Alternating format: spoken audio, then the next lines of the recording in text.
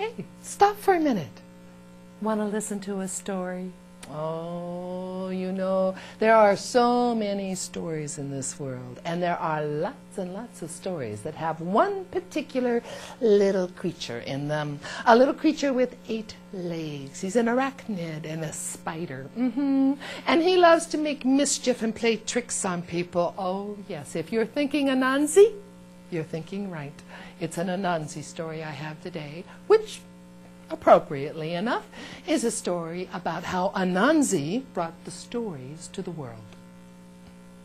This is how it happened. One day, Anansi was sitting in his village, and he was looking at everyone around him, and he was thinking, oh, if I had the stories of Naomi, the sky god, everybody would want to spend all their time listening to me. Oh, I'd love that. I wonder how I can get those stories from Naomi. I've heard he keeps them all in a box. So Anansi, he traveled and he traveled and he traveled until he came to Naomi's place.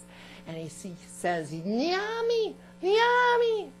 Yes, Anansi.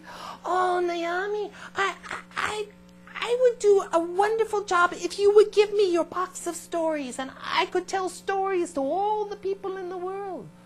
It's my stories you want, Anansi? Yes, Naomi. Well, if you want my stories, there are some things that I want from you. Oh, well, just tell me what they are, Naomi. I'll get them for you. Ah, you would, huh? Oh, yes. Well, I would like a scale from the great fish of the sea. Oh, I could do that. I could do that. And I would like milk from the wild cow. Oh, I can do that too. And I would like the tooth of a leopard. Oh, well, I could do that. Very well, Anansi. You bring me those 3 things, I will give you the stories. So off went Anansi. And he went and he went and he went along until he came to the great sea. And there, he knew, was where the great fish of the sea lived. So he took off his hat and turned it upside down, and he began to beat on it. And he drummed, and he drummed, and he drummed until the water broke, and he saw the great fish of the sea came up out of the water, and he started dancing to Anansi's drum. And he came out on the land, and he began dancing and twirling and twisting and twirling. And then Anansi, he beat his drum faster and faster and faster and faster until the fish was dancing so fast that his scales fell off. Oh! The fish was naked. He jumped back into the ocean and quickly swam away. And Anansi picked up one of the scales from the great fish of the sea and tucked it into his hat. Off he went. Milk of a wild cow, thought Anansi. Oh, I know a spring where the cow likes to come and drink. I'll go there. So Anansi went along until he came to the spring. And there were some great tall palm trees around that spring. And he thought, ha, ha, ha, ha. And he climbed up a palm tree, and he waited. And he waited. And he waited until along came Wild Cow. A wild cow, she didn't look like the cows you see when you're driving along the highway. She was big, and she had big muscles, and she had long and very sharp horns. And she did not like anyone messing with her. And so she was grazing along as she came to the spring, and Anansi said, "Oh, cow! Hi, wild cow!" Who's that speaking to me? It's me, Anansi, wild cow. Can't get me up in this tree. Oh, I can't. You don't think I can just knock that tree down? That's what I can do. And so wild cow pawed the earth, and she put her head down with those great horns, and she charged that palm tree that Anansi was perched in. And she got to that tree, and her horn, it stuck in the tree. It stuck and she couldn't get out. "Ha ha ha," says Anansi. And he scampered down the tree. He took off his hat, took the scale, and tucked it into his belt. left his hat upside down, and milked from the wild cow into his hat.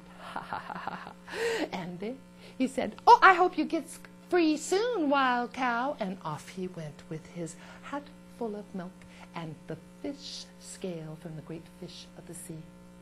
All he needed now was, you remembered, the tooth of the leopard.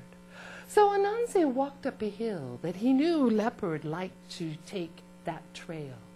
And then when he came to the top,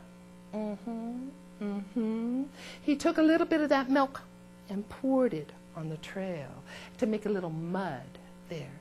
And then he went on down the trail and he hid behind a rock and he waited. Didn't have to wait very long when along came leopard, walking up that trail, looking around as if he owned everything. Leopard was very proud. And he started to go a little faster as he got to the top of the hill. And then when he got to that spot where Anansi had poured the milk of the wild cow, that leopard, he slipped and he started to roll down the hill and hit his head on that rock, and out popped his tooth, and Anansi jumped up and grabbed it. And off Anansi went very quickly until he finally came to the place where Nayami, the sky god, was. "Oh, Nayami! Nayami!" "Yes, Anansi."